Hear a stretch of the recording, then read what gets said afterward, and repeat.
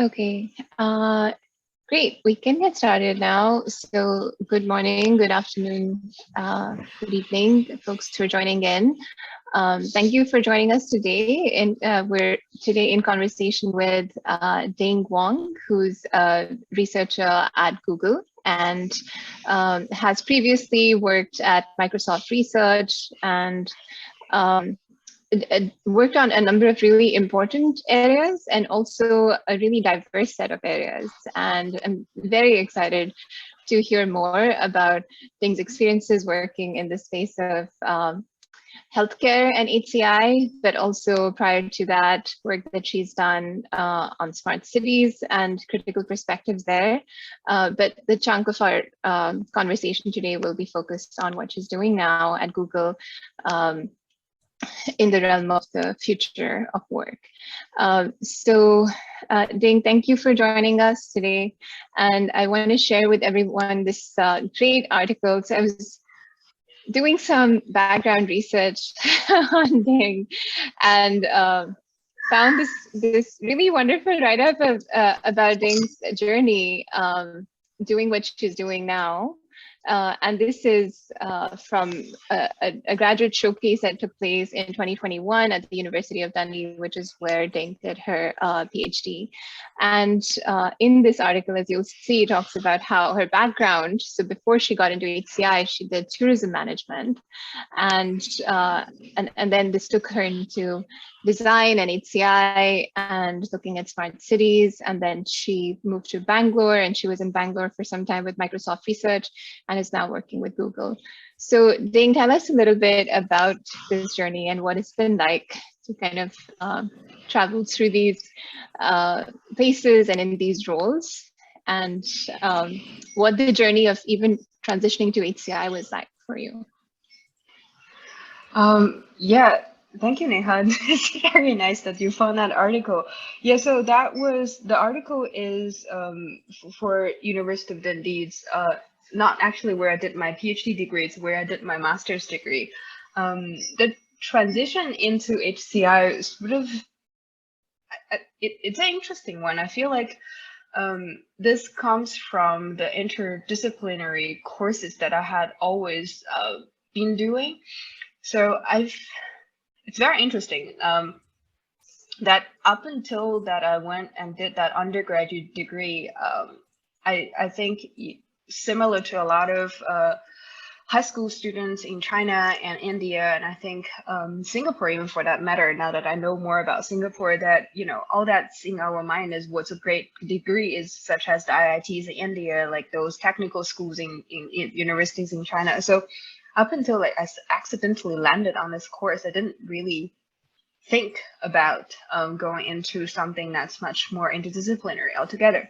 And that degree was an interesting one because despite it's called tourism management, quite a lot of courses comes from cultural studies and human geography. So that's where sort of this connection to HCI kind of started, though like it's much more about this applied qualitative studies, applied research there. And from there, I think I hit a point of I don't know what I want to do. And like in third year of my undergraduate, which is usually the point that, you know, you decide whether you want to get a job, you want to do further research. I realized I wanted to do higher degrees, but I didn't at that point have a good idea on what research really is about. What I did enjoy from my undergraduate course was actually the ones that where we went out and interviewed people from older parts of the city, and then how does tourism development actually affected them. I really particularly like that course, and I like that interaction with the locals, with the community, and trying to reflect this back on what are development's impact actually going to be on them. So I think that sort of seeded where this research ideas comes from. Then I sort of reached out to the course director. At that point, University of Dundee was having a collaboration with an undergraduate degree. So they wanted actually students from specifically design background to join the course because it's one that transitions one into potentially do UX research, HCI research, so on and so forth. So they wanted people from either with computer science background or design background. I had neither, but I decided to reach out to them. They were I think I have to say I'm really grateful to Katrina, who was the course director at the time, which is also why I call that, like, the whole article is about leap of faith, because she basically took a leap of faith on me so that I got into doing that type of work with her. So that was a very practical based sort of UXR HCI training. And from there, I went on to do my PhD, then sort of slowly moving closer and closer into HCI. So that's the journey. But I think the thing that links all of this through together is the interest, I guess, in doing research about communities, doing research about people, doing research about how various things that we design, we develop, as small as gadgets, as big as cities, affect them. I think that's what fascinates me the most. Thank you. And it shows in the methods that you've also been using in your work, right? So Yeah. can we, I guess, jump ahead to talking about your the project that you were doing with Microsoft Research? Yeah, for sure. So yeah, go ahead. The work I did in Microsoft Research is with Jackie, and that was like a blast of time I had in terms of research. So the work we did together was on the major part of the work was on healthcare, and very specifically about the use of chat applications in healthcare. So the use of WhatsApp, the use of WeChat in healthcare system altogether. This sort of came from Jackie's previous research on how chat apps have been used in workplaces. So we decided we wanted to specifically look into healthcare and look into the innovation that's happening in that area and how people actually use it. So rather than thinking about chat as a solution for healthcare in any way or form, I think more so we sort of want to center the work around the concept of work, the organization of work, and how can we support the workers, in this case nurses, rather than trying to like offer a solution to healthcare altogether. So for that, I actually, we worked with Navina to launch this study about how WhatsApp has been used in Indian hospitals. And I did something similar to understand how chat app has been used in Chinese hospitals. So the one in India that we looked into how organizational adoption of chat apps and how they are used by the nurses to sort of for care work. How do they do on-shift and off-shift coherence building? How do they use that for work? And similarly, the work we did about chat app in China, we started wanting to look at the organizational adoption of chat app, but then we quickly realized there's something very interesting happening from the patient-facing side, that the nurses are using chat apps as an extension of care, that they use nurse-facilitated peer groups among patients to sort of help the patient to manage their IVF journey, which is usually long and painful. So those are the things that we did there. So coming to the method that we used, it is ethnographic method that was pre-pandemic, which is something I think I missed the most, which is to go into the field and be able to do field work in that way and embed ourselves in the settings for a bit of time to understand what's actually going on. So I think that was really nice and humbling work as well. Like, I remember, the most impression we got out of this is how does any of the work that we're doing actually matter to the nurses, and how does this actually affect them? Because they are so overwhelmed by their work and by the amount of work that's there, and a lot of them are doing this tremendous work, not just to deliver what they're supposed to do, but doing they're fixing and connecting and patching together the broken system that's going around in the hospital. And that, I think, is a very humbling experience for me, because now that I look at a lot of work I do now, I think back about what the nurses are doing, about their experiences, and I think there's so many parallel lines to be drawn upon between the nurses that I worked with and also like the data workers that I work with now. So most of your work that was directly with the nurses. Were there other stakeholders as well that you were working with? Yeah, Yeah, for the organizational one, we worked with the hospital management, so the ones who are in charge of developing the technology there. We also worked with the nursing director, so who basically overlooks the nursing work in the hospital. And we also worked with, because it's Microsoft, we were also working with some of the product groups that's there who provide the technology solution to the hospital. So those are all the stakeholders involved in that one. Whereas the one in China is slightly more simpler setting. We worked with the hospital management, the nurses who were taking out the work, a little bit with the doctors, and that's about it. And because they didn't, that's the interesting bit, they didn't really procure the chat system from anyone or technology solution per se. They just used personal chat apps for work. So there is not much of an interface with the technology development teams. Fascinating. I shared the Kai 2020 paper in the chat. That is, I think this work, and then there was another paper in Kai 2021, right? That was about the work that you did, that you're talking about. Oh, the one in 2021 is interesting. I was mostly like lending analytical and helping eye for the project someone else had already carried out. That's with a bunch of people. I think that is the paper that I had most Chinese collaborators on. So that was a work that they've had carried out ethnographic studies in rural Chinese hospitals to understand the AI systems deployment there. And it's very interesting, that setting as well.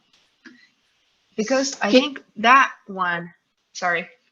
No, I was going to ask you to elaborate, so go ahead.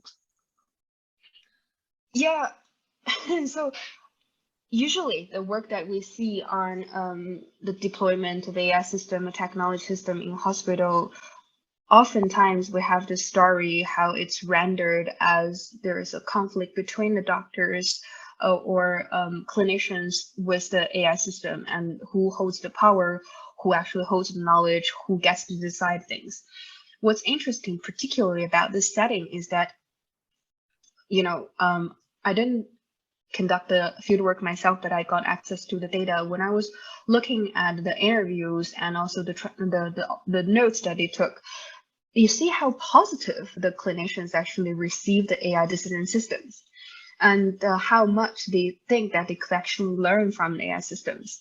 And that's a very different sentiment altogether comparing to the study that's done in potentially other contexts and often in Western context, that how positive all the clinicians regarded the AI system. And what was interesting was that rather than I think they provide a very nuanced view. So they provided quite a bit of critiques on how the system doesn't work, how the system does work. And what was particularly interesting was that all of them had a vision on how AI could be adopted in a rural clinic. Where should it be deployed? What kind of interface that should look like? So I think that was very interesting. And because we didn't deploy the technology there, so and I also don't think that the tech company had a relationship with any of the researchers on board. Otherwise, I think, again, similar to the WeChat study, it's more or less like a missed opportunity for them to actually make the technology work for the specific settings that's there. So I think that was probably like a pity. Thanks, Ding. And there's, I know, at least from the Indian context, that there's a few researchers who've been looking at AI technologies and how they're used in public health settings and hospital settings. And I think from a speculative perspective, but also just from, you know, looking at participatory perspectives and what could this technology look like. I know that Google has been working on a few projects, right, in India. So can you talk about, to the extent that you can talk about it, say a little about what you're doing at Google? And that's actually the interesting bit. I don't know much more about the research than what's publicly available already, like the posts they do or the news articles about it. I think there is a Google is like any other tech company, it's a giant organization. So part of this is what most of the research is carried out by Google Health specifically, and they function sort of differently or separately than us. This is something I found interesting. Like I thought initially I was going to learn more about what they do once I joined Google. Then I realized I didn't know much more than I was outside of Google, which was the interesting bit about it. But I think they are trying to do, the major thing is that I think quite a lot of technology they're trying to develop there is more consumer facing. It's more on the interfaces with patients directly, rather than like this systematic deployment of AI. That's at least something that I see there. And I actually also understand this. I think the consumer-based deployment is going to be easier to run than deploying a large system within a hospital, because I think, especially when it comes to diagnostic system or diagnostic aid system, it's going to require a lot of work and validations before it could actually be launched anywhere, which is also why I think most of the things are still in research stage, and I don't see much more about the deployment. Hence, when there is no real deployment, there is no the type of HCS study would hope to be doing there to understand, well, then how does this fit into their work system? Does it fit into their work system? So on and so forth. And I guess in looking at these questions, what do you think is or what can you say about the connections with partner organizations in terms of actually working with the workers to see to what extent their rights and their work is protected and such? Because you talked about the nurses, right? But that was, I guess, I was in an earlier project. But you, so basically transitioning to talking about what you're working on now and looking at the future of work. What do you see?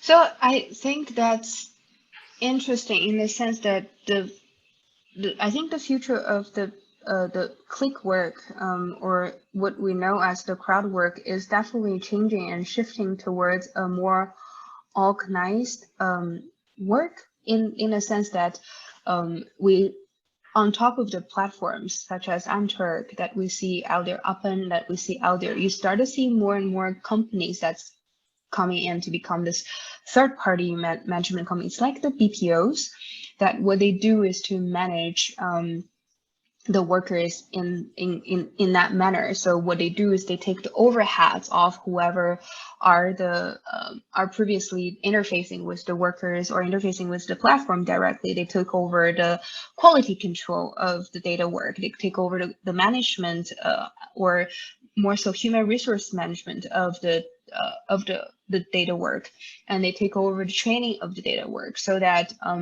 it's almost like at service for various ML or AI development. So that's what I see as a trend that's happening. So as we see a lot of previously office work being made into click work or freelance work, we also see the other trend, which is that there is this company coming in to become this, I guess, to manage the overhead over a lot of the operational side of things and administrative side of things that happens with data work. For instance, where do you find data workers? How do you organize them? What kind of training do you provide to them?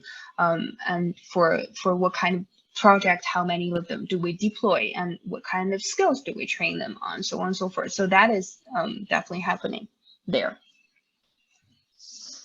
And what is your hope for where this project might lead? Maybe in a year or two, ideally. In a year, so the work that we're doing is it's actually consists of several smaller projects. We did this foundational study to understand where we are and where things stand within the data annotation industry. So we went and talked with data workers to understand their perspectives, to understand how their work is organized. But they're actually, I think, like any foundational study, rather than giving us a clear direction on here are their answers, we simply find ways to ask better questions. For instance, what does actually quality mean in data work, right? We often think about, most people talk about quality specifically in the data work sense as accuracy rate, as how well they can carry out the guideline, but that's not really what quality should mean in terms of data, because that's just a really simplified version of what quality could mean, and it doesn't really speak to any of the skills or expertise data worker bring with them to the projects. So one of the things we are trying to do at the moment is to understand how does the data workers expertise, their backgrounds, or the diversity dimensions that they carry with them, the intersectionalities that they have, impact the data. So that's part of the work that we're doing now. And the other part is that we're trying to also understand, where do people stand with all of the talks about responsible AI principles, with diversity talks. We also want to understand, where does the ML practitioner actually stand? How do they operationalize or even conceptualize diversity through their data workers? So that's another piece of work that we're doing now. And the other part is that you asked me the trend about the work, and there is some trend being going on with data work, is that governments start to endorse them to make data annotation as economic tool. So we start to see a lot of the impact sourcing models that's there. So data work being brought to rural areas, remote areas in India, in China, and in Kenya, so on and so forth, even to refugee camps, to provide digital work. So the other small piece that we're doing is to understand the so-called impact sourcing model. We want to understand, what really is this impact we're talking about? Are we talking about the economic betterment of a region? Are we talking about employment rate? Are we talking about actual impact it has on the data workers? So all of those things are what we are carrying out, stems off the work that I talked about on the data worker. So I guess in a year time, we probably will have more answers on how does data workers have an effect on data set, and how can we use what we learned from the ML practitioners to better inform how they can think about, even how they can practice inclusive data set, and so on and so forth. So those are the things we're hoping to achieve. Thank you, Ding. That's really helpful and very clear. I guess one question that I probably should have asked earlier, but let me ask for clarification now. So how do you define data work? What are the set of practices or the set of tasks that you're including under data work? Currently, under data work, we are not looking at tasks such as data cleaning or well, what we are looking at is data annotation, data labeling, as well as data collection. So this depends on, I guess, the stage of the ML development that various models are in. For some of them, it's about fine-tune, then it's more data collection. And for some of them, it's to build a foundational model, then it's more or less about data annotation. How do they sort of customize a set of data according to their needs? So I guess one aspect of that then seems to be how the data is in service of ML models, but is there, would you say that that is the goal with which data work is defined, or is it more generally defined? No, I think in specifically what we're looking at the data work that is in service for ML development. Okay. The reason for that is, for the longest time being, the discourse on responsible AI development or machine learning development doesn't necessarily include the data that's in service for those model development. So what we're also trying to push is to say that those data work, the work around data that happens in order to support the model development, should also be part of the discourse on responsible AI practices. And the data workers that you're talking about, what is their training and their expertise in originally? And by just quickly to pause, if you have questions, please do raise your hand. I'm just going to keep going until someone does. So if you'd like to interrupt, if you'd like to ask questions about anything that we've been talking about, please go ahead. So while you're doing that, I guess what I was asking Ding was, when you talk about data workers, are they being paid for the data work that they're doing specifically, or are they paid in some other capacity, but the data work that they do is on the side as part of a bigger role? Usually the ones that we research and we talk with and work with are the ones that's being paid. So data work is if not a whole full-time employment, then a part-time employment for them. So that generates income. If not the main income, then supplementary income. Got it. Andrew, you have your hand up. Yeah, thank you for this discussion. I do have a question about that. I think we discussed this first, the work with messaging apps in hospitals. So basically, these are first responders in a sense, or people who really need the connectivity when they need it. So I'm curious what, if any, experiences you had with this part of the issue, which is when we work with first responders, one thing that they insisted on is non-negotiable is the availability of the connection, right? So you cannot not have a data connection or a voice connection when you need it. But of course, a messaging app doesn't have any sort of, well, I'm not aware of something that's put in place, let's say for doctors or for nurses, if you simply use WeChat or something along those lines. So I don't know if you had any experiences that relate to this aspect of, I really need it, and perhaps it's not going to be there when I need it. Sorry, I don't think I got your question fully. What do you mean by the availability or so what if connection? WeChat is down for 10 minutes and you cannot reach the person? Right. So that actually, so the WeChat services that they're using is not immediate responses.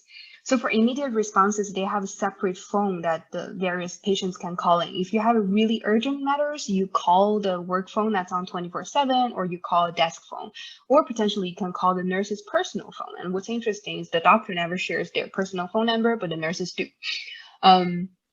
And that's usually what's there for immediate responses. And their work on WeChat is particularly interesting because they don't monitor it at all times. They only do it off shifts. So it's actually extra work for them outside of their shift time. And that's usually when they glance through thousands of messages in order to reply to specific questions there. So for them, the chat app is an extension of care, but it's not a primary no, it is the primary extension, but it's not a primary immediate response to care, but it's a asynchronized work.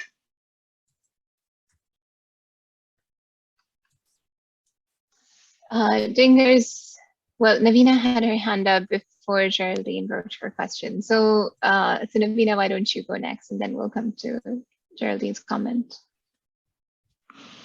Thanks.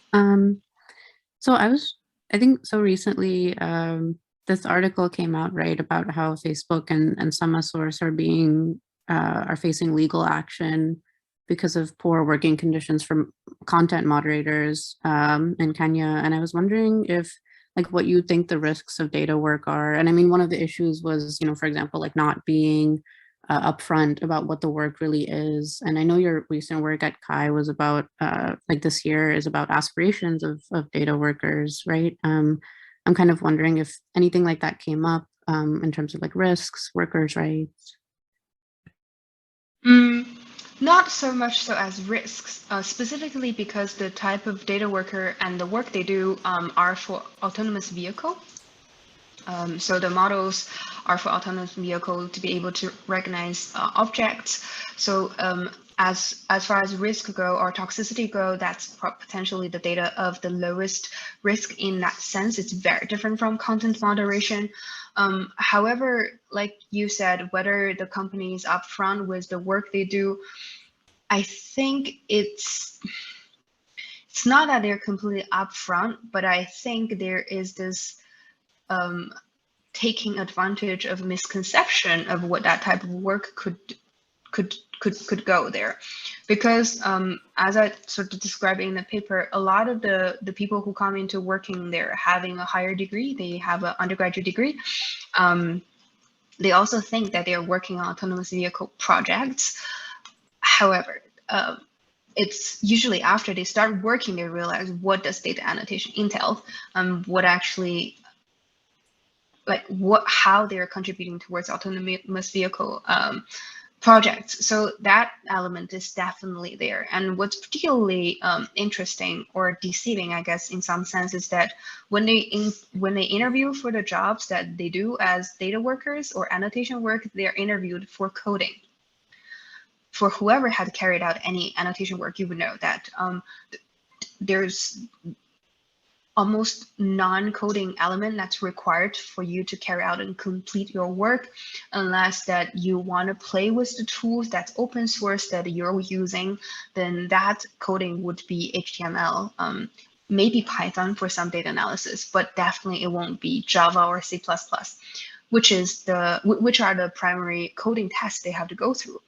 So on that front, I think that's actually a pretty bad practice, but that's out there for a lot of the data workers, and not just in India. That's also things we heard from Kenya and Philippines as well.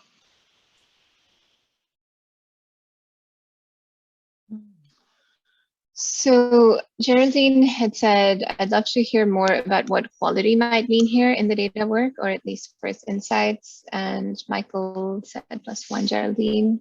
Can you talk a little bit about quality? Yeah, so the quality here, I think, could mean various things. So one of the things that we don't consider as quality, or what things we consider as bad quality, is disagreement. Because if we completely equalize quality as accuracy rate, what we take out is the inaccurate ones, the ones that's outliers, the ones that's disagreement. Hence, we completely miss out what's embedded there. However, I think that should come into being of what, like what possibility that's there, and or what quality should be there. And the other thing that I think is, how do we define quality? I think quality currently is being defined as it is. It's also because how measurable it has to be. So they can, the service company can say that our company is great at data annotation because we can hit a 97% of accuracy rate or quality rate. Whereas for the receiving end of the data operations, that they can say that, okay, we can oversee this data and this is the measurable agreement that we can agree on, or quality accuracy rate, so on and so forth. And I just think that is that is also how we should redefine quality. So rather than having a number that's there, I wonder if this could be a range of different things, whether we could consider what constitutes the disagreement here and how much of the disagreement actually made sense, especially if you consider the background of the annotators. And so especially when this comes to more subjective matters. So when people decide what's harmful, what's gory, what's violent, because the cultural background that they come in, and because the language they speak, the age, the education, the gender, the race, all of that, the agreement there is going to be vastly different. So if we want to reduce everything into a measurable number, then we're definitely going to miss out on a lot of perspectives that might actually make sense.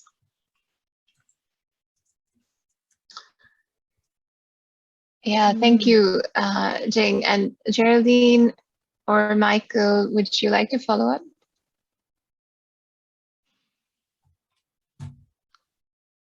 Okay, so Geraldine.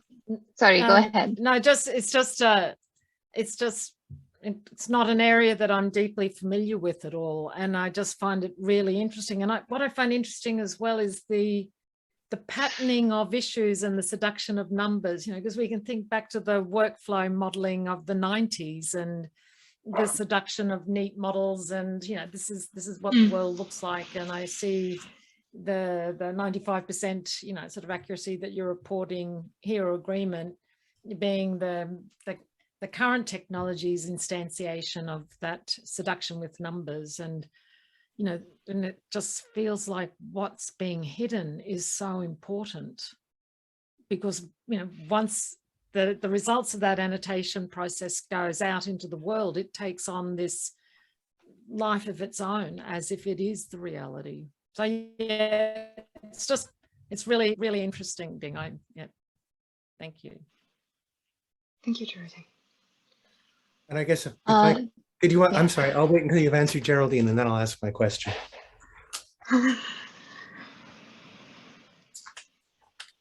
So Jane, that's back to you. I think. Did you want to say anything more? Oh, no, sorry. No, it's just, I was waiting for Michael to finish his question. Then, Yeah. Yes, Michael, back to you then. Okay, thank you. I didn't want to jump in too early. I really love this talk, first of all, so thank you. We need this. I was thinking about the annotators as annotating from a position. This is sort of feminist technoscience, all data come from someplace, not from no place. And I'm thinking in part about a feminist standpoint on health issues, which might differ from, say, a predominantly male in the US. I don't know what happens where you've been studying. But often in the US, physicians tend to be larger percentage of males. Nurses, larger percentage of female, and oh my goodness, the perspectives are different. The educations are different. The whole patient approach of some nursing education. I'm running off at the mouth. But I'm thinking, are you in a position to be able to treat the annotations in terms of whom they come from?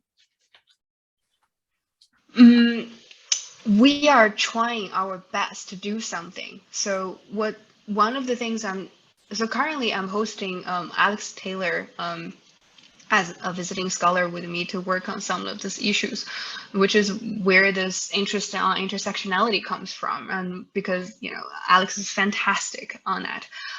So one of the things we're trying really hard to do is to be able to trace some of this back.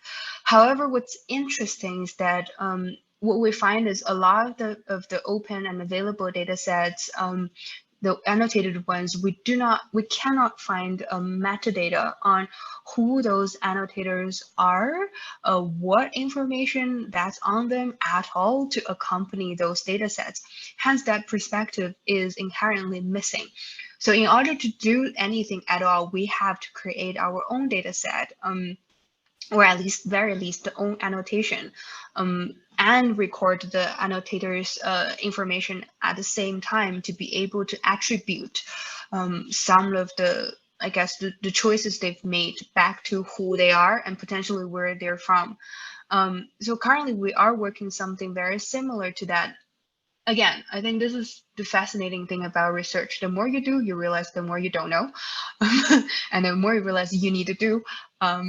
So I think we need some other aspect there as well, so that the annotators not only to get the information on them, but also a perspective, like where do they actually come from? Because sometimes when you look at someone's information and you look at the annotation choices they made, still it doesn't, whatever we're doing is more or less of putting rationales behind potentially the choices they've made.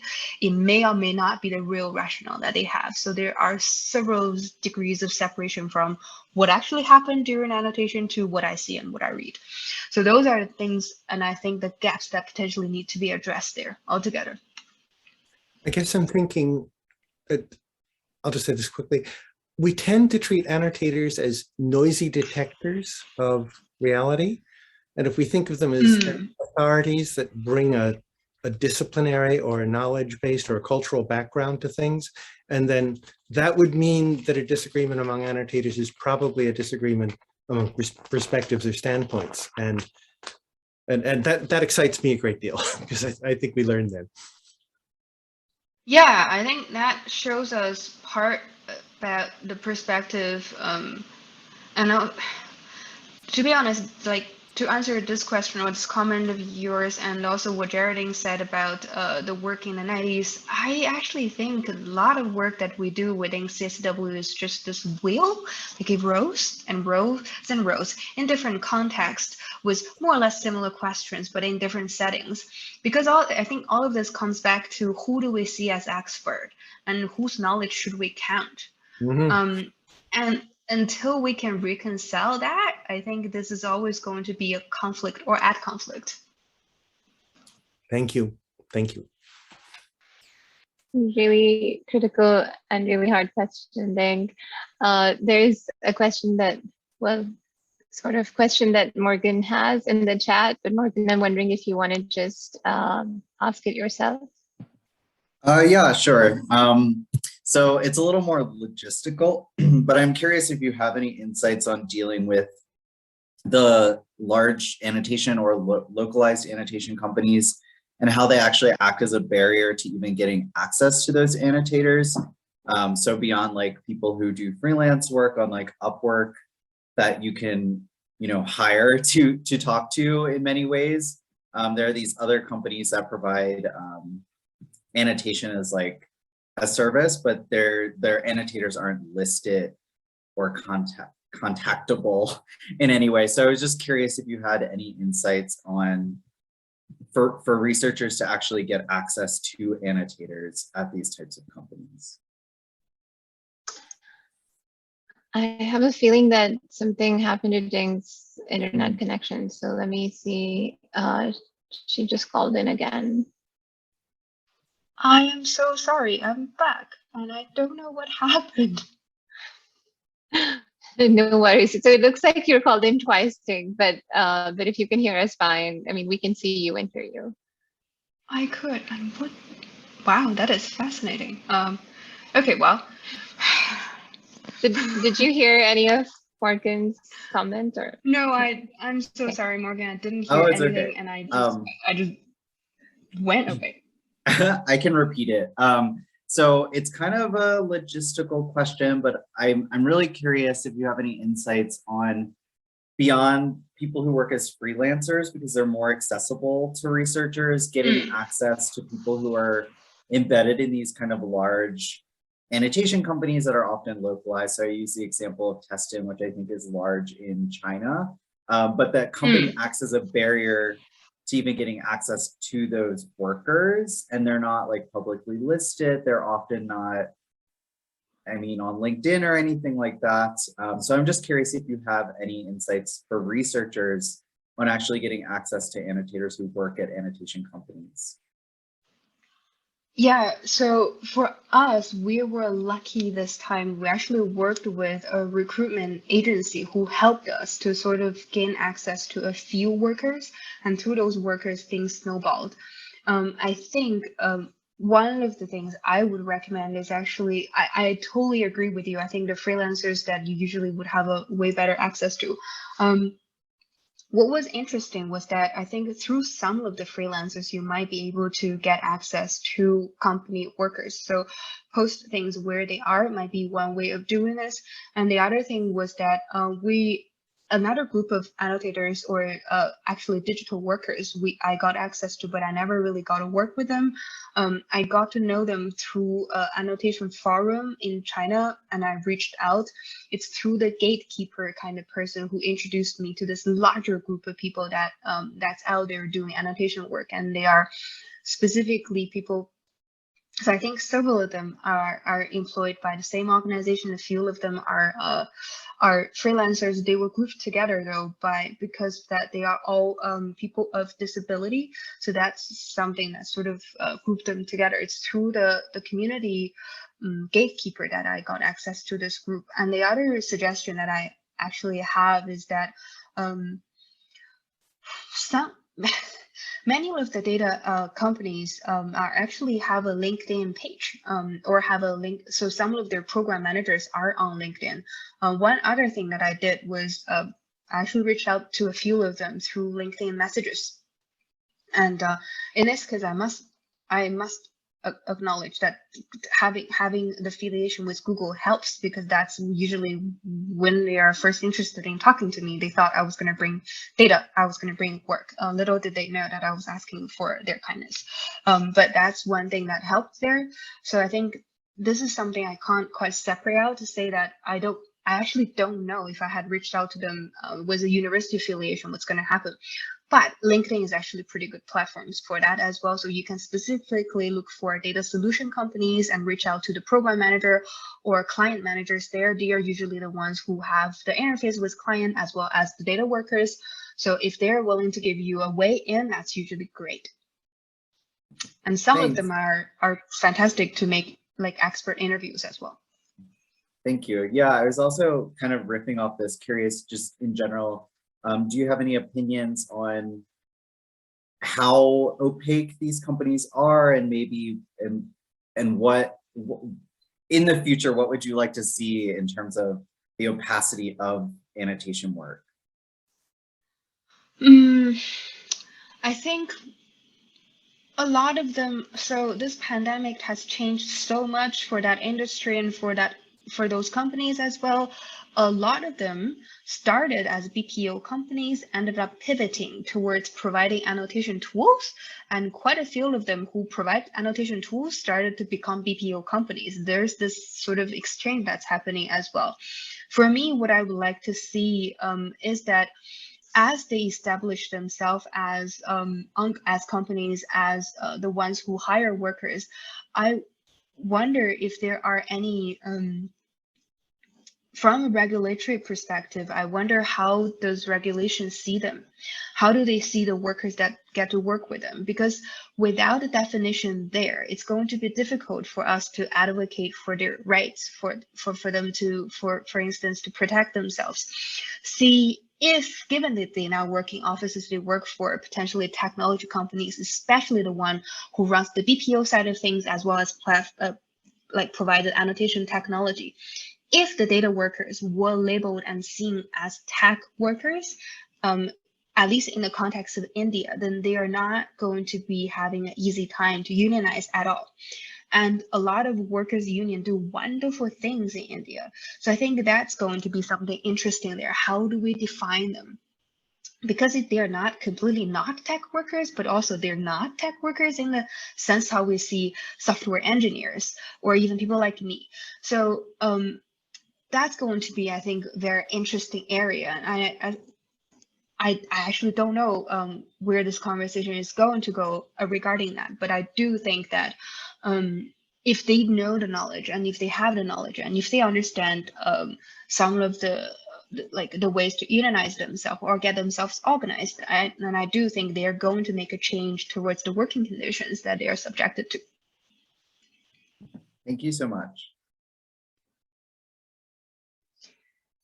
Thank you, Ding. I don't think we have other questions. We can go ahead and turn off the recording at this point. But before I do that, I just want to say that next week we'll be back and we'll be talking with Jackie O'Neill, who, if you were paying attention, was also one of the collaborators and mentors for Ding's work at Microsoft Research. And next week we'll be hearing more about what she's working on now in Kenya. And with that, let's stop the recording.